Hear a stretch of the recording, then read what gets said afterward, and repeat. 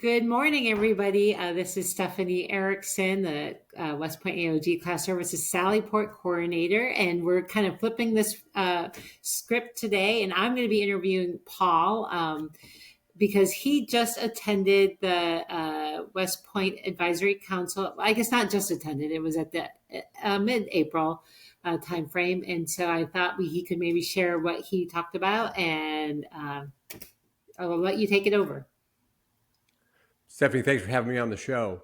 Remember, my opinions are my opinions only and not of West Point, the Army, or any other organization. That sounds so cool when people say that. Of course, nobody cares what I have to say. Anyway, happy to flip it around. So what take it away. What would you like to know, Stephanie? Well, so the advisory council, so you're on the advisory council. So Yes. talk about what position you have on it, how long you've been on it, and then we can kind of maybe go into what was, if you can, discuss what you can discuss about what they talked about at the last meeting. Absolutely. So the advisory council has multiple ways that you get. There are multiple types of membership. You can be a member of a class that's been rotated into certain classes who are basically up for providing members. You can be a member of a society that sends you in. So that's another way to go. And then there's certain year groups that have more representation. So you'll have class of 84, 85, 86, and then I'll go 87, 89, 90. So there's just a way to get a solid representation. Then there are a small number of at-large seats where you can put in a packet and ask people to vote to have you be on the advisory board. It was recommended to me 2 years ago to pitch in. So I actually was voted in as an at-large member for a 3-year term. Okay. And I think the packets are due the end of July for this year. I think July 31st. I think we just emailed that out. So anybody interested, you can always apply. And I found being on the advisory board fascinating because I learn things that I believe all grads can know, because there's nothing that you really learn on the advisory board that's secret. It's all just that you take the opportunity to sit down in a forum and listen, and then give opinions on different things that the AOG will ask as representatives. And then really the mission is to go back to classmates and say, look, I was at the meeting when this controversial topic was discussed, and here are all the dimensions of the situation. So sometimes there will be classmates, perhaps it's just my class, but classmates who take a topic out to an illogical extreme, imputing a lot of meaning into what is there. Why is a football oblong? It's a conspiracy, right? Yeah. And so you just go out and you say, well, a football is oblong because historically, and this, that, and the other, right? So you just sit down and say, look, I was in the room when the superintendent or the comm or Mark, the president, was giving remarks, and here was the dilemma. Here's what happened, and I think that really helps classmates because they get a pipeline of information out. So I see myself as an ambassador back to the class on some of the things they just don't have time to sit in those meetings at. And then I chose to spend time with you and with Deb Edelin and all the way through Terrence to work on Sallyport, because in the first meetings, people were talking about ways that Sallyport had potential but wasn't probably being used correctly. So I've aligned with class services, Sallyport, and then there are different committees inside the advisory board. You can focus on technology, you can focus on class support, or you can focus on some of the smaller committees that are more specialized. So one committee is the Distinguished Graduate Committee. They work that project basically. So as a new member and as that large member, I'm on the larger committee, which is just supporting graduates, and class support is called. Oh yeah, that's great. And I knew you would come on, and I knew you were on the alumni support committee. Mm-hmm. And then you were like, I didn't realize it was because people were talking about Sallyport has potential, but it's not being used right. So then with your background, you thought, oh, this would be great for me to kind of leverage my background in the civilian sector, bring it to Sallyport. And now you've done great things. And so, what's your next step then as what are you coming up to do? Anything else to brief? Anything coming up soon? Well, we have the class leader, the leadership forum in August. Right. And so I think we are going to get together. You and I are going to get up and talk about some of the things that classes are doing. I think it's Examples of mostly case you. I studies. don't think I'm involved much. I think it's mostly you. Rats. Did you see? You saw how slick that was? You were Stephanie trying to stepped get me back, in and I there. was I'm like, standing no, there I saying, think "What it's you. happened?" And so I was the volunteer. So I think I'm going to get up and talk about. Um, I know I'm going to get up and talk about all of the case studies of the great things that classes are doing using Sallyport platform and other platforms. And really, what we've been talking about in this small chat show over the last months is there are tremendous projects happening out there, and there are really inspiring things where you just take one look and say that is great. And I'm going to Yeah. talk to my classmates about a version of this. One example is just how some classes do such a tremendous job supporting surviving spouses. It's inspiring when you think about the idea of losing a spouse and then being part of this community, and that classmates reach out to just create a bit of care and a bit of community around that. I think it's terrific, and all classes can be inspired by that. So that's an Mhm. example of one thing. And there are just many terrific things that classes are doing, mostly as they age, because when you're younger, you're serving in the Army or you're in your corporate job. But as we get to retirement, we begin to look to ways to come together. So sharing some of that, getting some inspiration, and really this, hopefully, what comes of that is you and I both will benefit from it, as will the AOG. Is that we'll find more class leaders that are inspired by it and say, hey, I want to make sure that I get on board as the Sallyport administrator to get some of this set up for our class. And I think even you had mentioned to me in passing, I think, because we did see each other when he was up for We the did. That was advisory fun. council. Yeah, I Your was up. lovely daughter was there, and she was on her way to her project, and it was great. We had like Yeah, a 30-second get together. yeah, Super. yeah, yeah. So I went up for Project Stay, and I had a great time. I got to hear her and some other cadets, and That's great. Yeah. um, but one of the things we talked about is like people came up to you during the advisory council and said, what, how do I get my class engaged on Sallyport? Correct. Absolutely right. So I think um, as graduates, so there's a group of this AOG who provides the services, and we know them well. They're considered the staff that helps AOG get going. And then there's graduates who do things, and there's a tremendous amount of volunteer activity for classes that are really beyond class leaders. There's active people in the class who are doing things like setting up mini reunions or working on Sallyport or sending out the email notes. And every class has like a little clutch of like 6 people that aren't necessarily the class leaders, who are just, they're the organizers.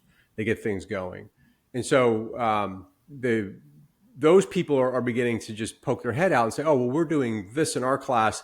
It would be great if Sallyport could help with some of that functionality, or what are you all doing there? And so the word is just starting to spread slowly that there are some useful tools and some ways to use it that I think was really gratifying. And the chat on Sallyport has moved from complaints over passwords to, okay, what are the limitations and how can we push this thing a little bit more to get things to support our classes?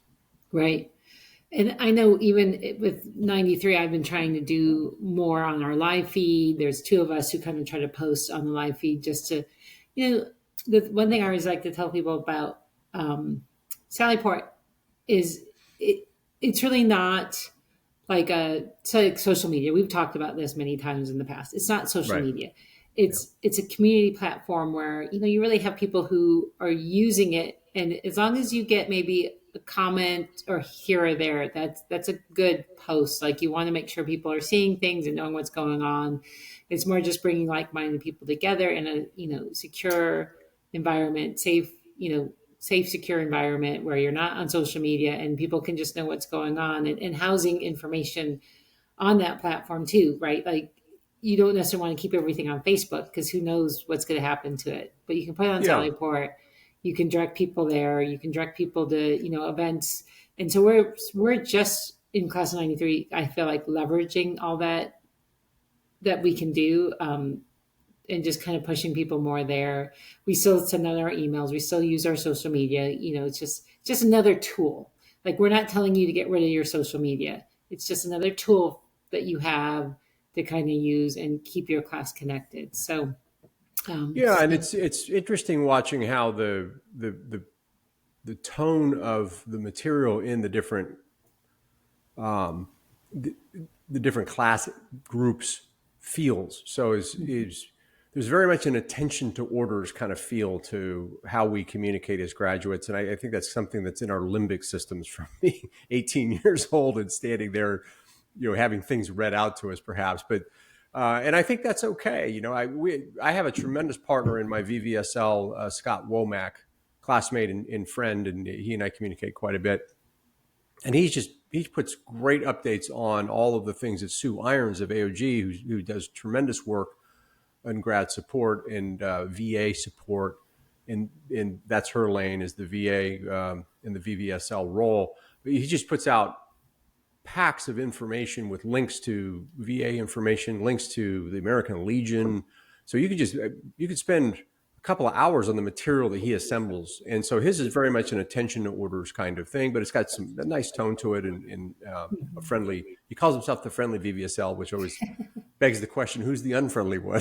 So, well, we just had a great webinar. Class Services did a great webinar with Sue last night. She gave out great information, more of an overview for all the class leaders who don't really know what she's doing in her role. So she came in, kind of talked about the VVSLs and other things. Like, I don't know if you get the grad helping grad emails that she sent out, but September 8th, she's doing a big Veteran Suicide Awareness Day, and I can't remember what it's called, but that looks exciting.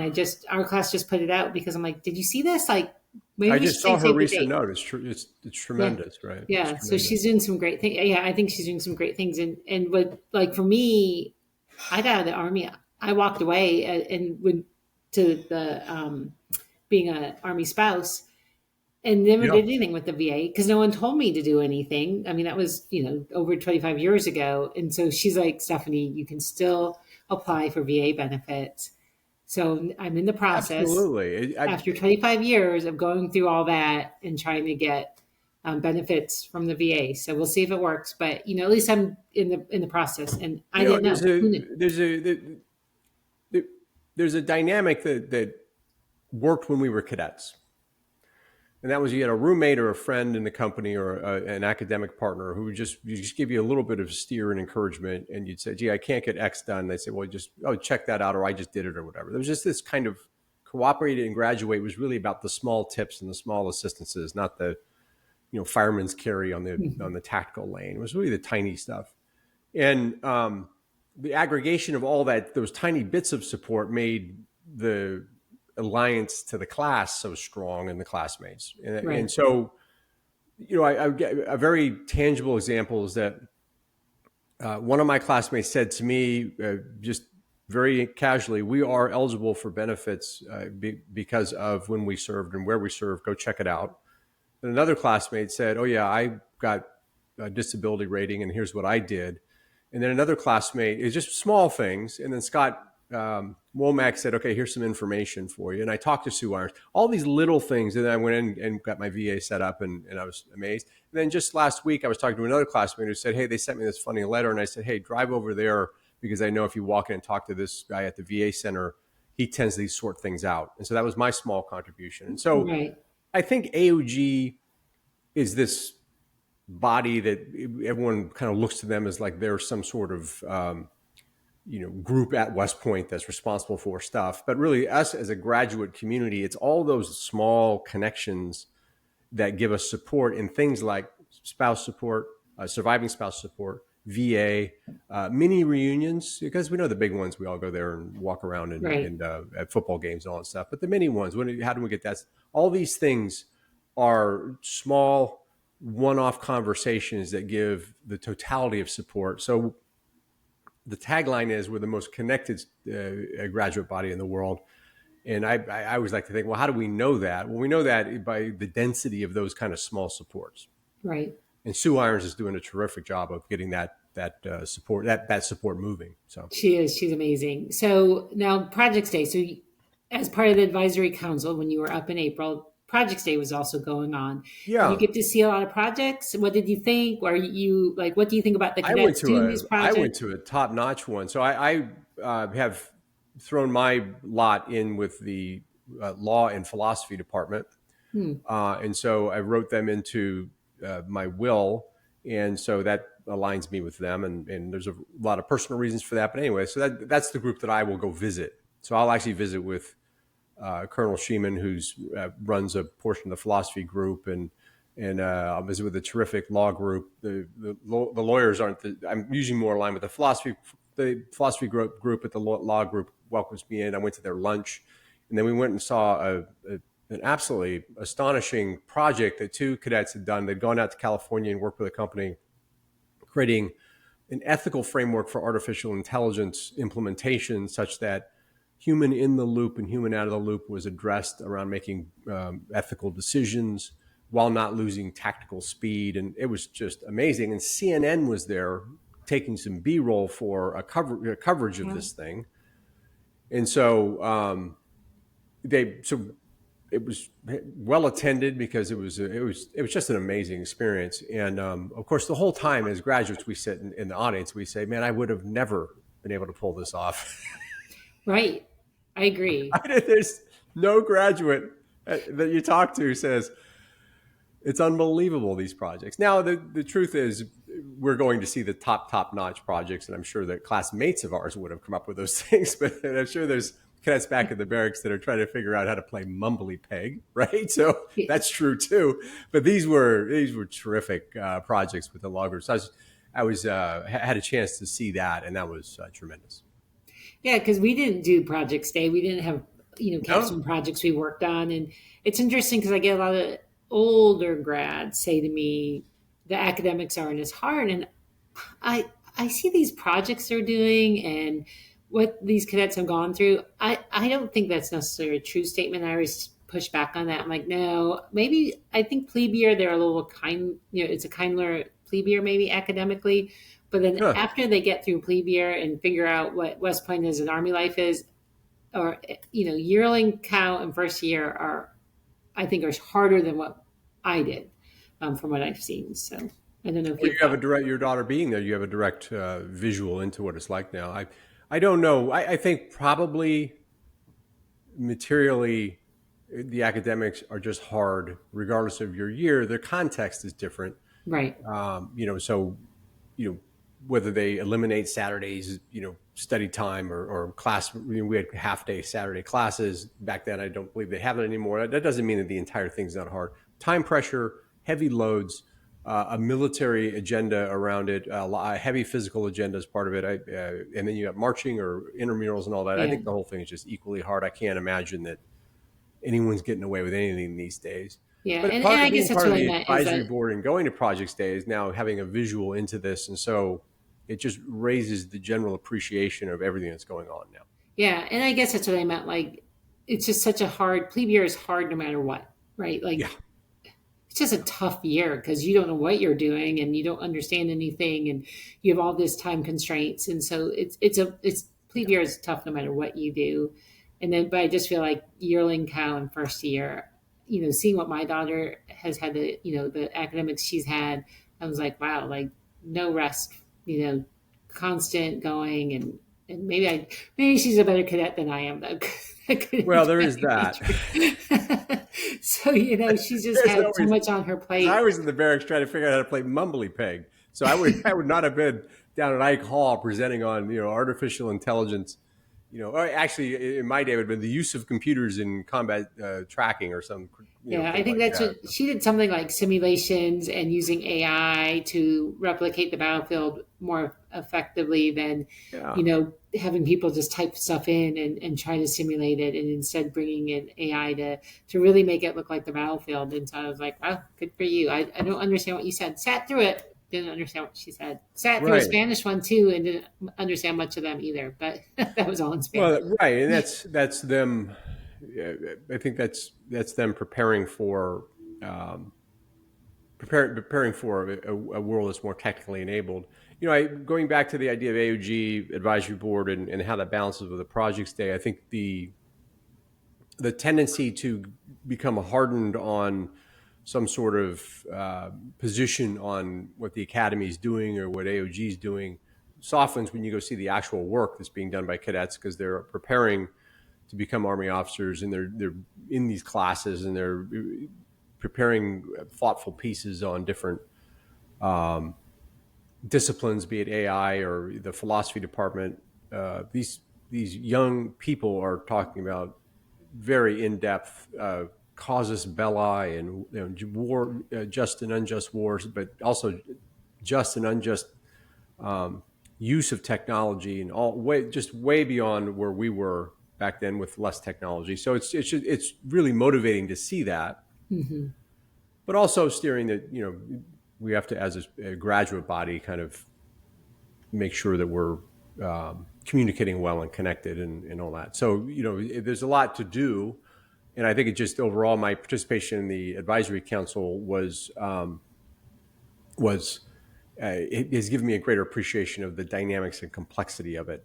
Where when you sit outside and look at, I got another flyer to donate $20 to Army football, you tend to get kind of binary in your perspective on that. So how often do you have to go to West Point for advisory council meetings? We go to the advisory council twice a year formally, and then the leadership conference is we're invited to that as well. So there's 3 opportunities to go up. I thought it was quarterly, so I didn't even know. So it's just twice a year. There's two mandatory, but I end up going up there more. I'm going up next week for a distinguished graduate ceremony for one of my classmates. Mark Esper has been, we're delighted that he was selected as a distinguished grad, so I'm going up for that. So I think it tends to get you up there more because you're just more in the flow of what's going on beyond going to a sporting event. Right. The sporting event's a one-time thing. It's a weekend. You go, you cheer, you leave, you kind of walk around the grounds a bit. But when you're there, like engaging with AOG and different things, you just have a broader perspective on it. I would highly recommend to anyone who's interested in being active to somehow take a turn at being on the advisory board, because you just come out richer in knowledge about what's happening. So, but there's only so many slots too, and we have how many living graduates? Yeah, which is why it rotates through, and then by the time you get to the pyramid of people who are interested in being active, I don't think it's. I was surprised that I was able to get in as an at-large member, but I think it's achievable if you're interested in being active. Yeah. Right? So the first step is being active in your class. The next step is being active at the advisory board level. Then the board itself is a very different construct, because they're steering the money and fiduciary responsibilities and things like that. That is a more serious level, if you will. So, and that has its own kind of ecosystem in terms of who's on the final AOG board. Yeah, and I know we just, like I said, we sent an email last night with a bunch of information, but one was, hey, if you're interested, apply, go to the website. You have till whatever date to do it by, and if you want to be involved in, or I always think too, like if you're not happy with what you think is happening at the academy, then try to get on the advisory council and make changes, or learn what's really going on. Because I think you're right. So many people, they just see certain things that's happening, and they don't really get to interact with the cadets anymore and get to see what West Point really is. Because, yes, I'm a little biased with the class of 25. My daughter's in it, but I'll tell you, some of these cadets, most of these cadets are still very impressive young people, wanting to serve our nation, our country, and they're really impressive people. Like, I can say I think my daughter is, but then she's just mid in the class. Like, the people up above her are so impressive, and even class of 26, great young people. I think people need to know that. So I appreciate you coming on today and discussing this, because I think it's really good that people know, even if it's our admins, know that what's going on at the academy is still top-notch education, and they're doing what's right by the kids. So, and it's accessible. So there are avenues that you can support a sports team, a department, AOG itself, your classmates, a society. These are all avenues, and wherever you're interested in supporting or taking part, these are all avenues that get you ultimately to the point where you can see more of what's going on. And when you see more, It just fills you with knowledge and then pride that you went there. And And that so really is a rather than good relying point. on memories that are 40 years old, you can say, no, I actually went to this building and learned physics poorly, but that kind of thing. And so it's a more visceral and it's a more in touch feel. And then when you from that place, then it's a richer experience of re-engaging with the academy. And so the one thing I would recommend if you're not wanting to go on the advisory board right away is adopt one of the old activities you did. If you were in the Glee Club, find out a way to support the Glee Club. It doesn't have to be money. It can be any way. Just reach out to the Glee Club and say, how can I support the Glee Club? If you were on the XYZ team, reach out to the team. There are ways that graduates who were on the track team connect. The baseball team, they all get together and they go back for reunions. And the baseball team of the current day loves having them back, and because it's just that level of support. So whatever Right. activity you did, even if you did nothing but studied, go to the math department and say, do you have a project on projects day I can come look at? And these small ways of making it real again for you then get you to the way I got to where the advisory board is I went down in the basement on a projects day and met one of the officers in charge of the philosophy department. We had a great conversation. We hit it off, as they say. And I said, well, how do I support more? And then next thing you know, he was emailing me very casually. I didn't want to bother him. He was busy. And so I developed a tiny relationship with the philosophy department. Then I'm giving them some consideration in my legacy. And then off I went. And now I'm, with Colonel Williams having lunch. So, and they're delighted. They're absolutely delighted. They're like, this is great. Someone's paying attention. So find if you took French, find the language department and go find out who's in charge, right?